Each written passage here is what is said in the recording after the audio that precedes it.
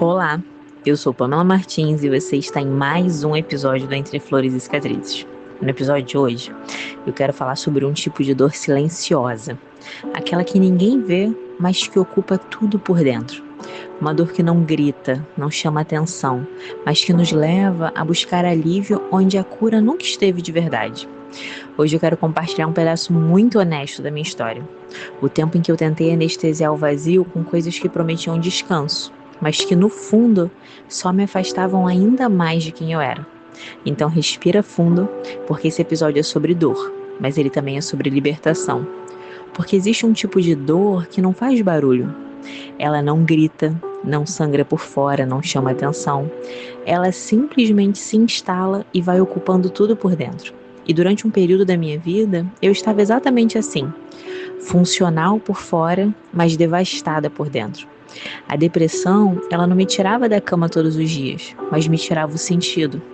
Eu sorria, trabalhava, me relacionava, mas carregava um vazio que eu mesma não sabia nomear. E foi nesse lugar que começaram as minhas tentativas de anestesiar a dor. E nada começou grande, nada parecia perigoso. Era sempre só um pouco, só dessa vez, só para aliviar. E em alguns momentos, até aliviava. Havia instantes em que eu me sentia feliz, ou pelo menos distante daquela dor. O corpo relaxava, a mente silenciava e o peso parecia desaparecer. Mas tudo aquilo que prometia descanso cobrava um preço caro depois. E o preço sempre chegava no dia seguinte. A culpa, o esgotamento, a vergonha, o desgaste físico e um vazio ainda maior. Eu dizia para mim mesma que eu tinha um controle, que podia parar quando eu quisesse, que se ninguém sabia, então não havia problema. Mas hoje eu entendo algo que naquela época eu não conseguia enxergar. O auto-engano é uma das formas mais sutis de escravidão, porque nada daquilo me edificava, nada daquilo me curava, nada daquilo me preenchia.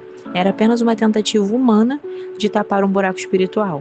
E com o tempo, eu comecei a perceber o quanto aquilo me depreciava. No corpo, na alma, na identidade. E eu não falo isso a partir da parte de moral, eu falo a partir de essência. Porque cada vez que eu tentava fugir da dor, eu me afastava ainda mais de quem eu realmente era.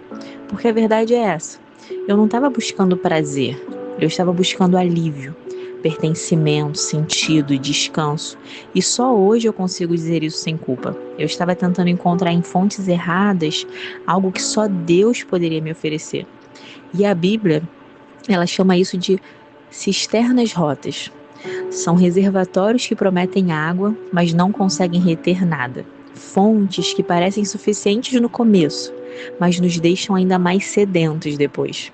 E Jeremias foi muito preciso em descrever isso lá no livro de Jeremias 2,13, quando ele disse: Porque o meu povo cometeu dois males. A mim me deixaram o manancial de águas vivas e cavaram cisternas, cisternas rotas, que não retêm águas. E hoje, olhando para trás, eu percebo que nada descreve melhor o que eu vivi.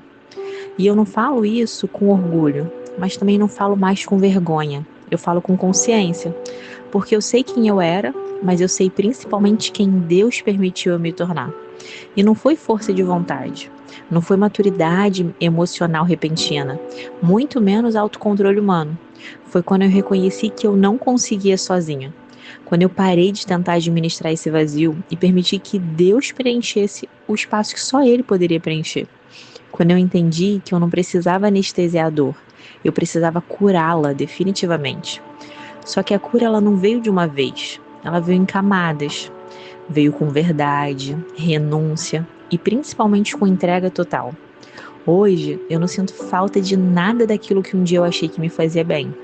Porque quando a fonte certa nos preenche, as falsas perdem o apelo. E quando Deus ocupa o centro da nossa vida, todo o resto simplesmente para de competir. E eu compartilho isso aqui porque eu sei que existem pessoas vivendo exatamente assim.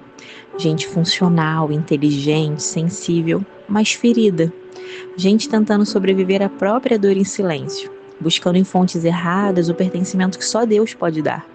E se você é uma dessas pessoas, eu quero te dizer algo com toda honestidade de quem também já esteve nesse lugar.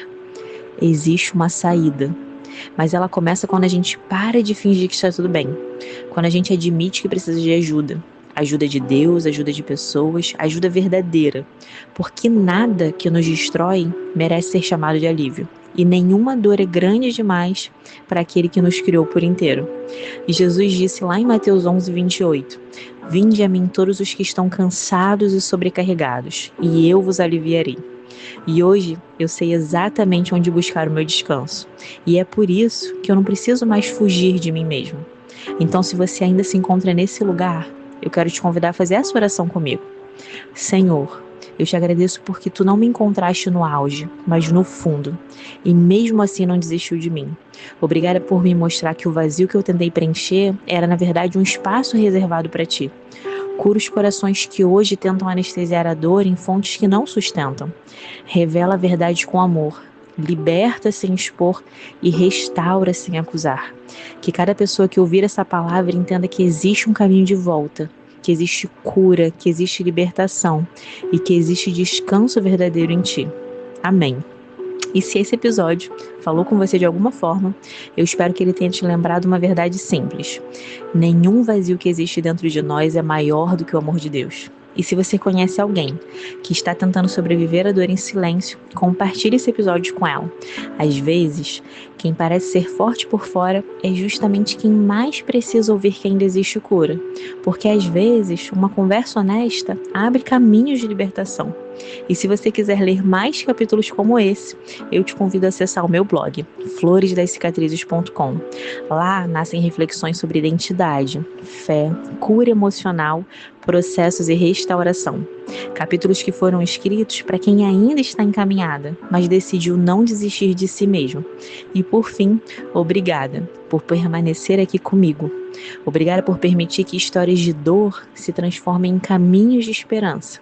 Eu oro para que Deus te abençoe e nós nos vemos no próximo episódio. Até lá!